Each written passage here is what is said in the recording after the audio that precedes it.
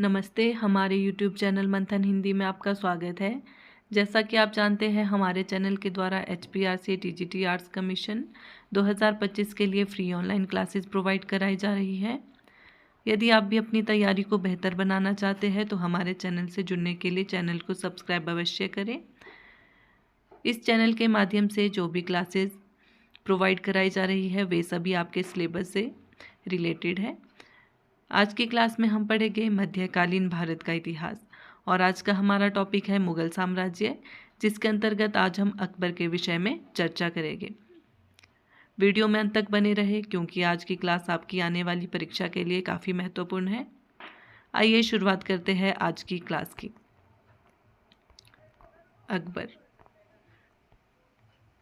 अकबर का समय है 1556 से 1605 ईस्वी। अकबर का जन्म 15 अक्टूबर 1542 ईस्वी को अमरकोट के राजा वीरसाल के महल में हुआ था। ध्यान में रखना है कब हुआ था। अकबर का जन्म 15 अक्टूबर 1542 ईस्वी को अमरकोट के राजा वीरसाल के महल में हुआ था। उनकी माता का नाम क्या था? हमीदा बानो बेगम था। वह 3 वर्ष तक अस्करी के संरक्षण में था। अकबर की हुमायूं से भेंट पुनः उस समय हुई जब हुमायूं ने काबुल और कंधार पर विजय प्राप्त की। इस समय उसका नाम क्या था? जलालुद्दीन मोहम्मद अकबर रखा गया था। अकबर ने गजनी एवं लाहौर के सूबेदार के रूप में कार्य किया। हुमायूं की मृत्यु के समय वह अपने संरक्षक बैरम खां के साथ पंजाब में सिकंदर सूर से युद्ध कर रहा था। अकबर का राज्य अभिषेक पंजाब में गुरदासपुर जिले के निकट कलनौर में हुआ। अकबर का राज्याभिषेक कब हुआ था? 14 फरवरी 1556 ईस्वी को बैरम की देखरेख में मिर्ज़ा अबुल कासिम ने किया था। किसने किया था अकबर का राज्याभिषेक? मिर्ज़ा अबुल कासिम ने। बैरम खां के संरक्षण में अकबर 1556 से 1560 ईस्वी तक रहा। ये अकबर ने बैरम खां को अपना वकील वजीर नियुक्त किया। बैरम खां को खाना की उपाधि दी। अकबर की प्रारंभिक कठिनाइयों का हल निकालने तथा भारत में मुगल साम्राज्य की सुरक्षा करने का श्रेय बैरम खां को था। पानीपत का दूसरा युद्ध कब हुआ था? 5 नवंबर 1556 ईस्वी को। 5 नवंबर 1556 ईस्वी। पानीपत के दूसरा बैरम खां एवं हेमू के बीच में हुआ था। जो पानीपत का दूसरा युद्ध है वो किसके मध्य हुआ था? बैरम खां और हेमू के मध्य। कब हुआ? 5 नवंबर 1556 ईस्वी को। इसमें हेमू की पराजय एवं मृत्यु हुई। हेमू मोहम्मद आदिल शाह सूर के वजीर थे। हेमू ने दिल्ली पर अधिकार कर विक्रमादित्य की उपाधि धारण की। वह इस उपाधि को धारण करने वाला 14वां शासक था। हेमू का वास्तविक नाम सम्राट हेमचंद्र था। 1560 ईस्वी में बैरम खां का पतन हो गया। अकबर ने उसे मक्का चला जाने को कहा। मक्का जाते वक्त पाटन गुजरात में मुबारक खां अफगान में बैरम खां की हत्या कर दी। पर्दा शासन 1560 से 1564 ईस्वी। बैरम खां की मृत्यु के बाद अकबर पर शाही हरम का प्रभाव रहा।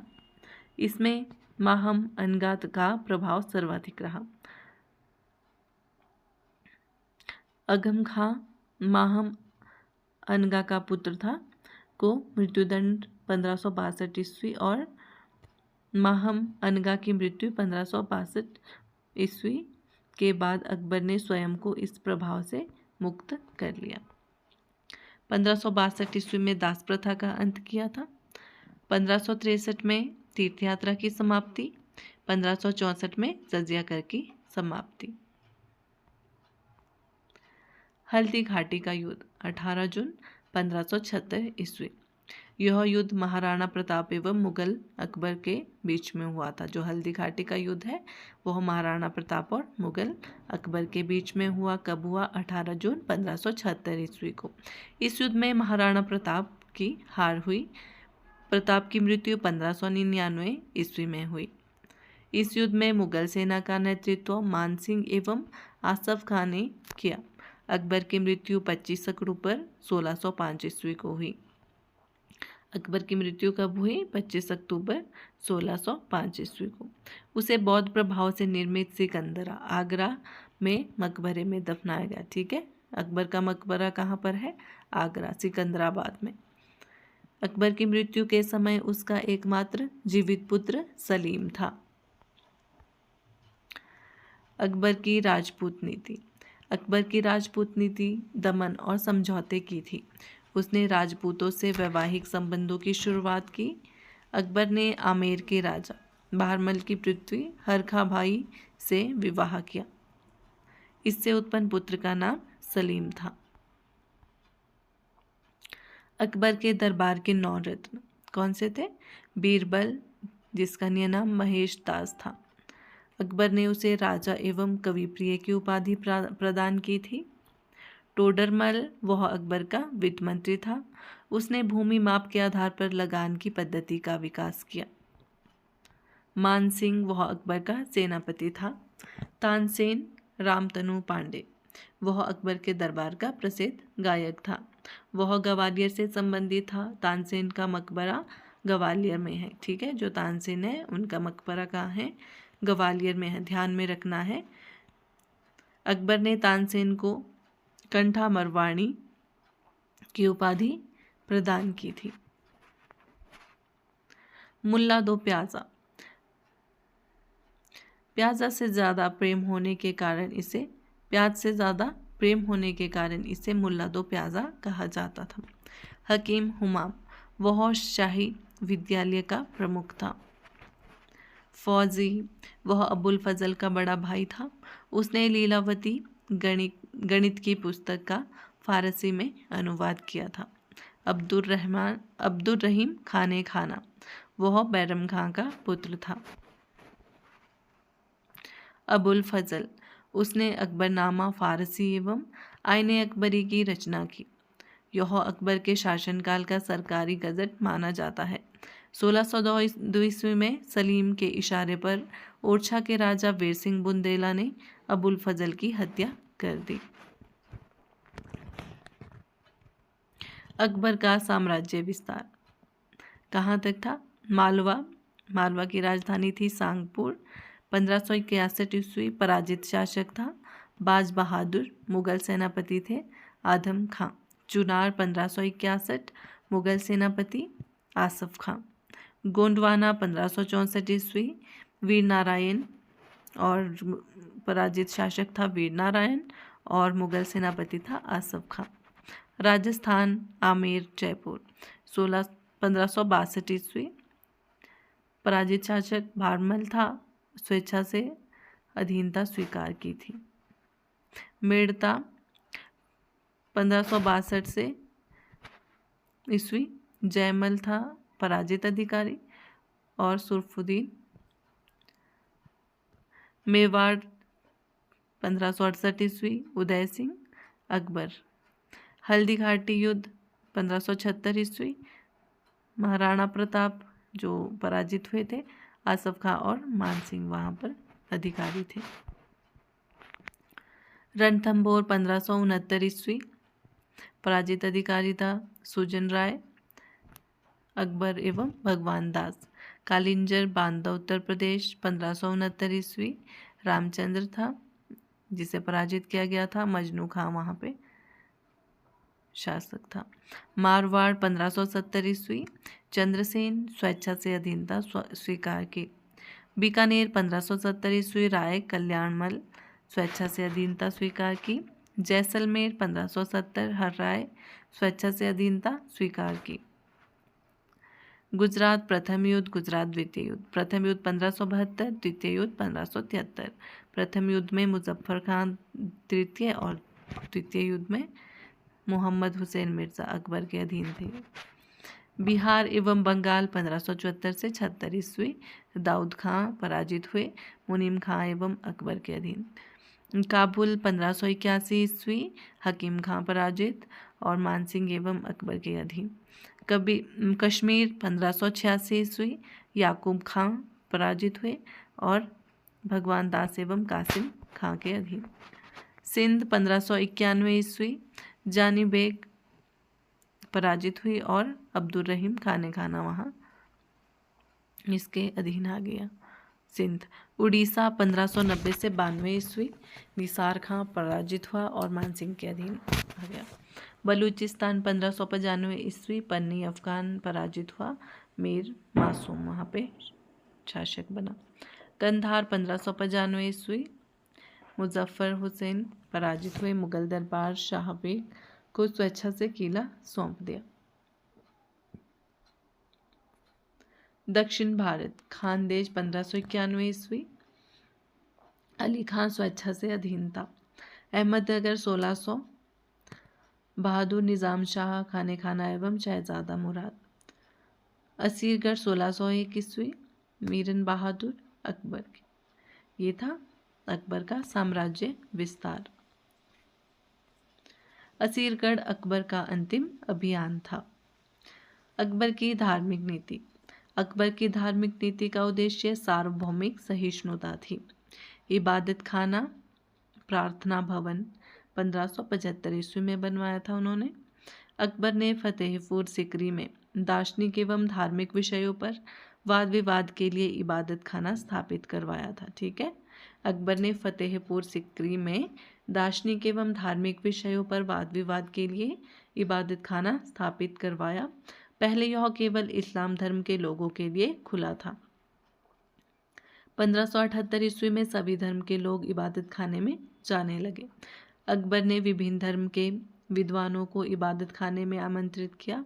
प्रमुख धर्म जैन धर्म से जिनदत्त सूरी, हरि विजय सूरी और विजय सेन सूरी, पारसी धर्म से दस्तूर मेहरजी राणा, ईसाई धर्म से मोंसेरात एवं एक बीबा, हिंदू धर्म से पुरुषोत्तम एवं देवी।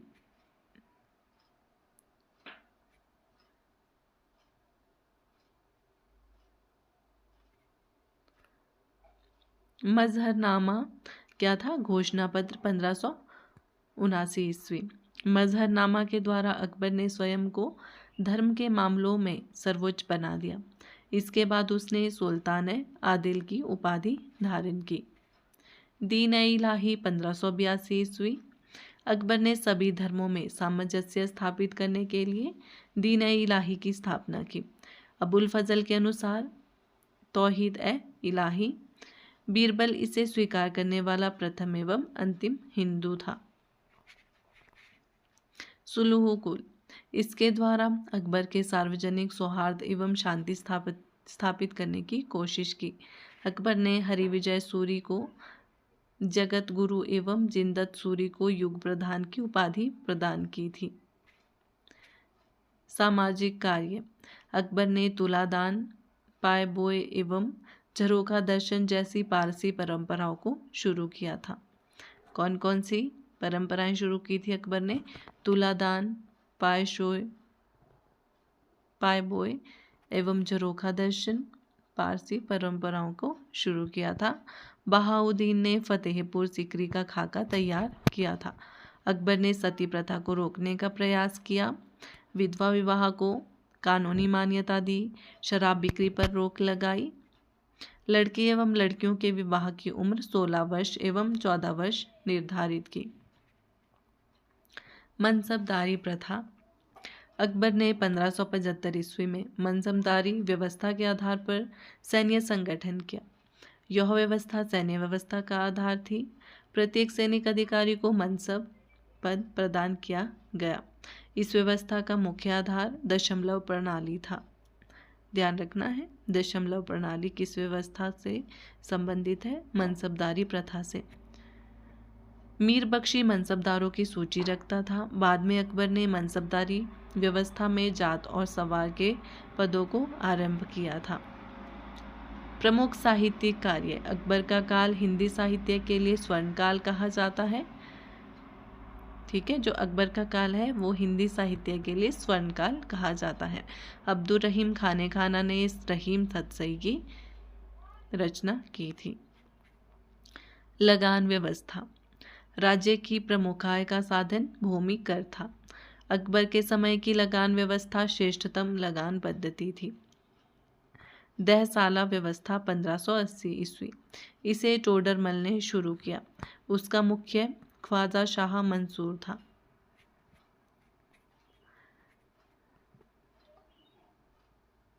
मशक प्रणाली, इनकुत प्रणाली, इसमें फसल देखकर पैदावार का अंदाज़ा लगाया जाता था। भूमि नापने के लिए 1586 से 87 ईस्वी में गज इलाही 41 अमूलिया 33.5 इंच का प्रयोग आरंभ किया गया। राज्य का हिस्सा पैदावार का 1/3 भाग होता था। गल्ला बख्शी या बंटाई, फसल का किसान एवं राज्य में बंटवारा। जब्दी नकदी, पैमाइश एवं गल्ले की किस्म के आधार पर लगान तय करना। ठीक है, जब्दी और नकदी क्या होता था? पैमाइश एवं गल्ले की किस्म के आधार पर लगान तय करना। प्रमुख अनुवाद, महाभारत का अनुवाद नकीब खां, बदायूनी, अबुल फजल एवं फौजी आदि विद्वानों द्वारा रज़्मनामा के नाम से किया गया।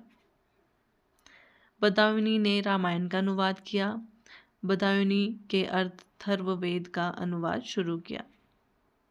ठीक है, इसे हाजी इब्राहिम हिंदी ने पूरा किया। लीलावती का अनुवाद किसने? फैजी ने किया। राजतरंगिणी का अनुवाद मोहम्मद ने किया। कालिया दमन का अनुवाद अबुल फजल, नल दमयंती ने का अनुवाद फैजी ने किया। अबुल फजल ने पंचतंत्र का अनुवाद कर उसका नाम अनवर ए सादात रखा। अकबर के दरबार में प्रमुख चित्रकार कौन कौन थे? दशवंत, बसावन, मीर सैयद अली, अब्दुस्मद। स्थापत्य कला, अकबर ने आगरा का किला बनवाया। किले के अंदर जहांगीरी महल तथा अकबरी महल का निर्माण भी कराया। आगरा से कुछ दूरी पर फतेहपुर सीकरी का निर्माण कराया। इसे कुछ प्रमुख भवन है: दीवाने आम, दीवाने खास, शेख सलीम चिश्ती का मकबरा 176 फीट ऊंचा बुलंद दरवाज़ा, जोधाबाई का महल,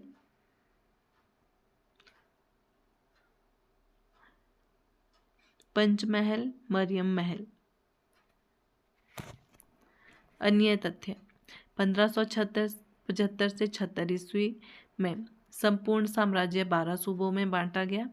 दक्षिण की विजय के बाद संख्या 15 हो गई। 1573 से 74 ईस्वी में गुजरात विजय के बाद मनसबदारी प्रथा का आरंभ हुआ। अकबर के दरबार में ईसाइयों का जेसुइट मिशन 3 बार आया। इसका पहली बार नेतृत्व कादर एका बीबा ने किया था।